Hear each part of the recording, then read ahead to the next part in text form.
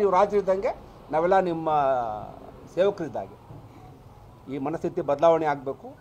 ಕುಮಾರಸ್ವಾಮಿ ಅವರಿಗೆ ಏನಿವತ್ತು ನೀವು ಈ ಪಂಚರತ್ನ ಯಾತ್ರೆ ಮಾಡ್ತಾಯಿದ್ದೀರಲ್ಲ, ಇದೇನು ಹೊಸದೇನಲ್ಲ. ಆ ಎಲ್ಲ ವಿಚಾರಗಳೇ ಇವತ್ತು ಶಾಲೆಯಲ್ಲಿ ಮಕ್ಕಳಿಗೆ RTN ಕ್ಯಾನ್ಸಲ್ ಮಾಡಿದ್ರು ಕುಮಾರಸ್ವಾಮಿ ಅವರು. ಇವತ್ತು ಗ್ರಾಮೀಣ ಪ್ರದೇಶದ ಮಕ್ಕಳು ಯಾವುದಾದ್ರು ಖಾಸಗಿ ಶಾಲೆಯಲ್ಲಿ ಅವರು ಶಿಕ್ಷಣ ಕಲಿಬೇಕು ಅಂದರೆ RTNನಲ್ಲಿ ಒಂದಷ್ಟು ಅವಕಾಶ ಇತ್ತು, ಅದನ್ನು ತೆಗೆದಾಕ್ತವ್ರು ಈ ಮಹಾನ್ ಭಾಗ ಕುಮಾರಸ್ವಾಮಿ ಅವರು. ಇವತ್ತು ಅವರು ಏನೋ ಉನ್ನತ ಗುಣಮಟ್ಟದ ಶಿಕ್ಷಣ ಕೊಡ್ತಾರಂತವರು, ನೀರಾವರಿ ಯೋಜನೆ ಮಾಡ್ತಾರಂತೆ.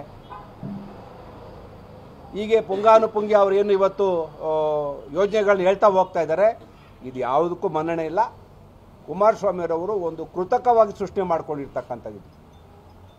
ಚುನಾವಣೆಗೋಸ್ಕರ ಏನು ನಮ್ಮ ಪಕ್ಷದ ಮುಖಂಡರು ಹೇಳ್ತಾರ, ಇವರು ಚುನಾವಣೆ ಬಂದಾಗ ಬರ್ತಾರೆ, ಕಣ್ಣೀರು ಸುರಿಸ್ತಾರೆ. ಅದೇ ನಾಟಕ, ಅದೇ ಡ್ರಾಮಾ, ಅದೇ ಕೊನೆ ಚುನಾವಣೆ.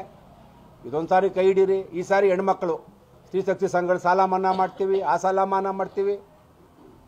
ಇದು ಯಾವುದನ್ನು ನಮ್ಮ ಜನ ನೆಂಬು ಸ್ಥಿತಿಲಿಲ್ಲ.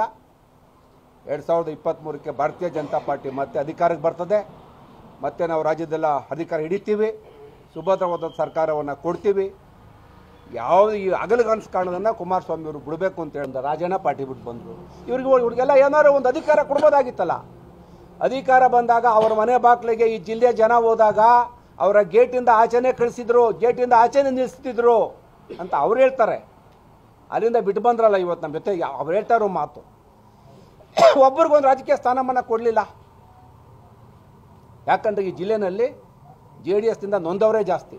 ಅದು ಬಾಲಕೃಷ್ಣ ಆಗ್ಬೋದು, ಅದರಲ್ಲಿ ಲಿಂಗೇಶ್ ಕುಮಾರ್ ಆಗ್ಬೋದು, ರಾಜಣ್ಣ ಆಗ್ಬೋದು, ನಮಗಿಲ್ಲ ನಮ್ಮ XMLA ರಾಜಣ್ಣವ್ರು ಆಗ್ಬೋದು, ದುಂತೂರು ವಿಶ್ವನಾಥ್ ಅವ್ರು ಆಗ್ಬೋದು. ಈಗ ಭಾಳ ಜನ ನೊಂದೋಗಿದ್ದಾರೆ. ಇವ್ರಿಗೇನಂದ್ರೆ ಈಗ ಮೊದಲು ರಾಮನಗರ ಹಿಡಿದ್ರು, ಚನ್ನಪಟ್ಟಣಕ್ಕೂ ಬಂದರು. ಜಿಲ್ಲೆಯಲ್ಲಿ ಯಾರೂ ಇಲ್ಲ, ಇವರಿಬ್ಬರೇ ಅಪ್ಪ ಮಗನ ಫೋಟೋ ಹಾಕ್ಕೊಂಡು ಇಡೀ ಜಿಲ್ಲೆ ಜನ ಗುಲಾಮಗಿರಿಲಿ ಇಟ್ಕೋಬೇಕು ಅನ್ನೋದು ಅವ್ರ ಉದ್ದೇಶ. 2023ಕ್ಕೆ ಇದು ಯಾವುದು ಅವ್ರ ಮುಂದೆ ಆಟ ನಡೆದಿಲ್ಲ. ಈ ಜಿಲ್ಲೆಯ ಜನ ಪ್ರಜ್ಞಾವಂತರಿದ್ದಾರೆ.